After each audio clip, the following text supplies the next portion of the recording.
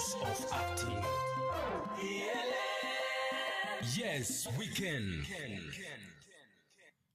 Okay. Welcome everyone. As I said before, today we have a special guest. As you see in front of me here, I don't know how can I say, we are blessing. You can introduce people, the audience here by now. Welcome. Yeah. Thanks to be here. And, yes. Thanks for the invitation. Yeah. How was your day? Look, it was good. Yes. I just went through my. I had to go through my. To be honest, to see the day is a very wonderful day. Because there are some people now they are looking to see this day, but it was very hard for them. Yeah. But some they are changing their name, they are passed away. Welcome. Okay. Now there are people they are watching now. They are watching by now, so they need to know who's a guest today. Yeah. Thanks for having me, mate. And yes, my name is Pastor Joe. Okay. And my surname is Mchaki. Yes. I come from all the way from South Africa. Yes. That's where I was born and bred. Yes. In Johannesburg. Okay. Yeah. How was there? Well, it's a lovely country. I wish you could come and visit that country. It's a beautiful country. Is the way you get to be like Pastor Joe, or was somewhere? No, I started to be a pastor there in South Africa. Yes. Yeah, I was in the Assemblies of God. Yes. When I became a pastor, yes. Oh, okay. That is wonderful to hear about that. So, how is it starting? Well, let me tell you something about how this whole thing started for me. Well, I grew up like any other person, a young person. Yes. And I used to do the things that young people do. So I was no exception at all. And of course, I had my mom. Yes. I had my father. Of course, he passed away before I was 16 years of age. And so there were things that I used to do that my mom didn't know about them. Me and my brother, my younger brother. So she thought, she used to think actually that I was a best boy because I was hiding some of the things that we used to. One of the things that we did with my younger brother was to sniff glue. I don't know whether you know about that. Sniffing glue all the time. Yes. And we used to get drunk. So it was something that we did secretly and illicitly. And so my mom didn't know about it. So it was our drug then. Today you have young people who are being engulfed in drugs and what have you. Our drugs at the time was the glue. Yeah. So, but still, I used to go to church. I used to attend to church. I used to go there, for fun, and there was nothing special for me. Yes. Yeah. So, when you was younger, so does anything happen for your dad? There are sometimes they say, I can't go to church, so like that. Yeah. There's something like happen. No. I church for me was just a way of going there. Like I said, my mom was a Roman Catholic person, so she didn't force us to go to church. Like my father, like I said, passed away when I was young. So therefore, there was nothing that forced me to go to church. But I did go there, because I had some friends who were going to church, so it was easier for me to go there. But I didn't become a Christian because I was at the church. I became a Christian when I was at school. That's the thing. Yes. There used to be a missionary came to our school to preach from America. And so he used to preach on Fridays, and he came to one of our classes. I was in grade 11, and one day he preached on the text. Matthew chapter 7, verse 13 and 14. Let me read the text for you. It's a very important text. It says that in Matthew chapter 7, verse 13 and 14. Yes. Enter through the narrow gate, for wide is the gate and broad is the road that leads to destruction, and many enter through it. But small is the gate and narrow the road that leads to life, and only a few find it. Yes. That's the text that changed my life completely. That's why you became so. But you said you for your friend. Your friend was a Catholic. So how the friend take over to the family? No, the Assemblies of God. No, it's mom who was a Catholic. Yes, yes. My friend was just a churchgoer like myself. Yeah. So then when I became this Christian, yes. Well, like I said, this guy was preaching on this text. Yes. And then he started explaining what it meant to be these two broad roads. You know, he was a huge guy. Yes. And he used to say, this is a narrow road and this is a broad road. And you have to decide which way you go. Yes. At that time, as I said, I was sitting right at the back in the class, in the classroom there, and I listened to this man, and he explained that this broad road leads to eternal damnation, and many people go into it. It's fun, but there's sin involved in it. At the end, well, another thing he explained to us was that, you know, in this narrow road, in this broad road,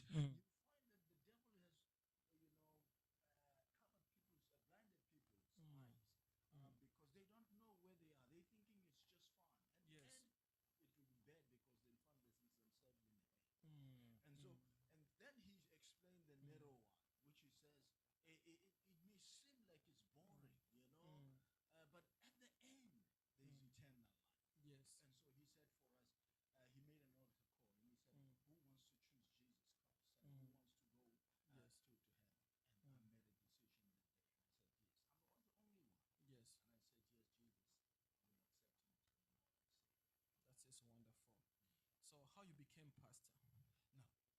Well, I became pastor when everything changed. I went to varsity and I didn't stay long, but I belonged to some organization there, Christian movement, and then I came back home. When I came back home, I don't know whether you know Benjamin Dube. Benjamin Dube is a well-known singer, gospel singer. Yes, I heard in him. the country. So his father was preaching somewhere there. He had a huge tent.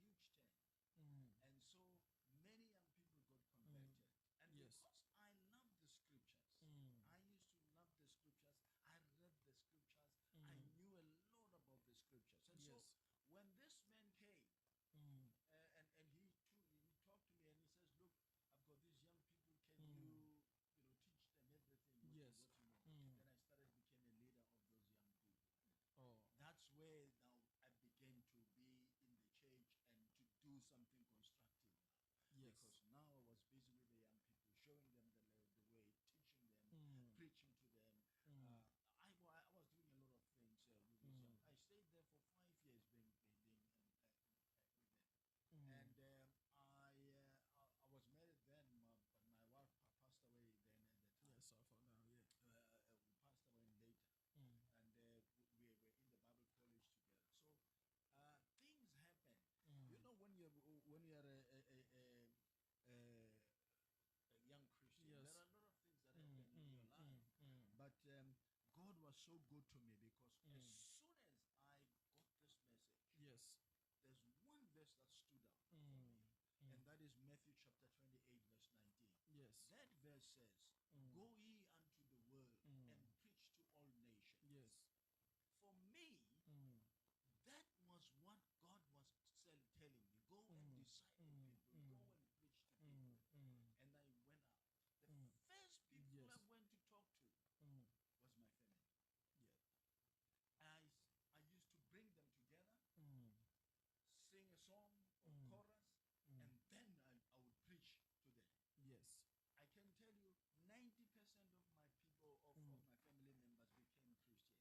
Yes. The other 10 became later, like my younger brother, he became a Christian only later. But you may ask me a question and Yes. say, how did I manage to?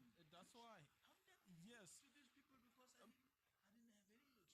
Yeah, even there's, when we are younger, there's many temptation too. So how you overcome? Now, at the church, the church that I was talking to, Yes. there were two young old men who taught me a lot. Yes. Though, like I said, I wasn't a staunch, Christian churchgoer.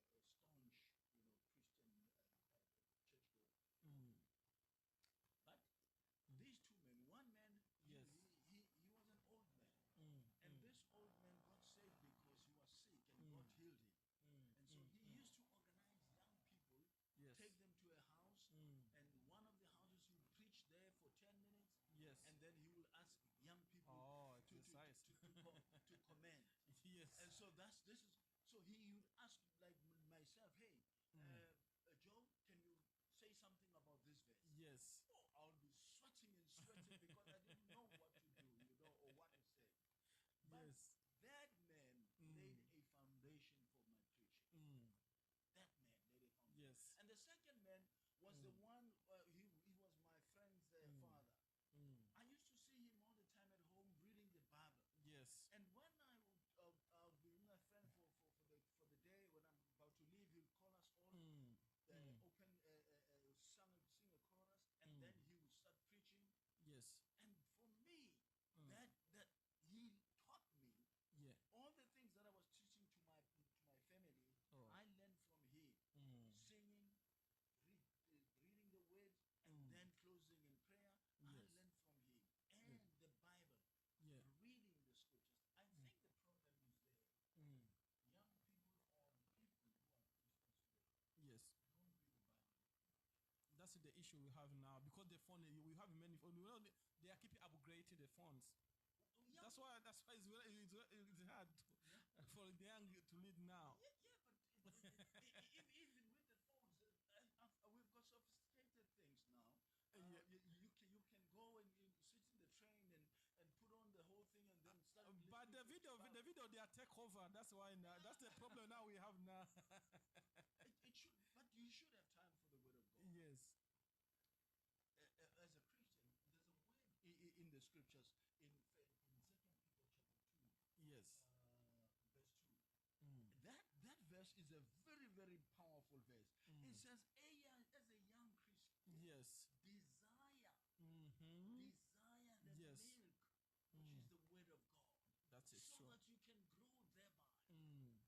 If you're a Christian and you don't read the scriptures, you're like a child who doesn't get milk. Yeah, because the day they are coming. So when the day they are coming, you don't have anything. You're gonna talk. That's because you are nothing. You don't know the scriptures. Yes. You don't know the scriptures. You've got to be always, all the time, reading the scriptures, so that whenever a person asks you, then you are able to talk to them because you know the scriptures. Yes. So, for me, that is one of the biggest problems. But I, like I said, was fortunate because I used to love reading. I used to read anything, comics and what have you. And this word of God, I'll finish the word of God once, and then I kept on reading it, and then I'll finish the Bible again. So I learned to commit some of the verses into my mind. Yes. And I knew them just offhand. That is wonderful. Yeah, it's a wonderful, because when you grow up in a Christian ministry, that one is good. So, Pastor, so when you check now the F, where the F is going now, is like I don't know how can I say about this one. So how people they're gonna keep the Christianist? No, you see, when you're a Christian, the Bible says that you, as a person who's a Christian, make your profession, the fact that you profess to be a Christian, you must have strong faith. Now, people don't have strong faith because the teaching that they are getting is not the correct teaching. If you are getting the right teaching, for example, let me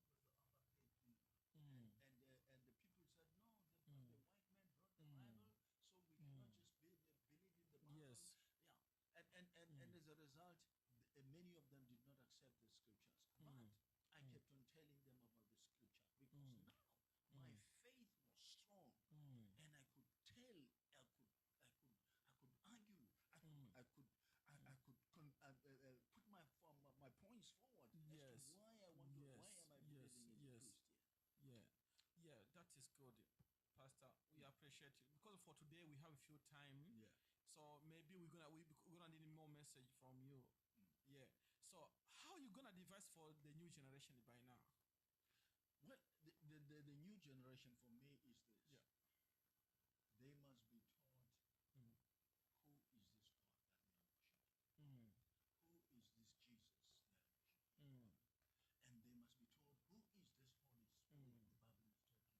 And when they have that total picture of the triune God, and when they know the doctrines of the church, Yes. you know what we believe in, then for me, I think those people will grow in knowing God, Yeah, and God, they will grow in their Christian life. There are two verses that are important in the Yes. scriptures.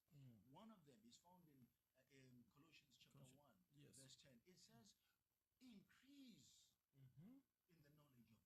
Yes. You must grow.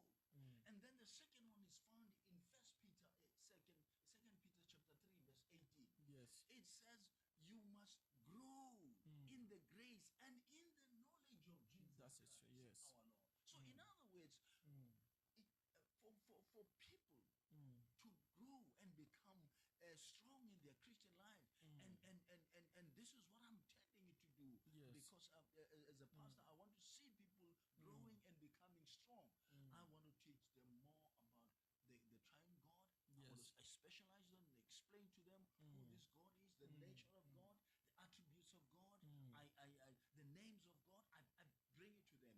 I talk about Jesus Christ, Yes. the true nature that is God. He's God, and He's man. And I talk about the Holy Spirit and what are the functions of the Holy Spirit in our lives.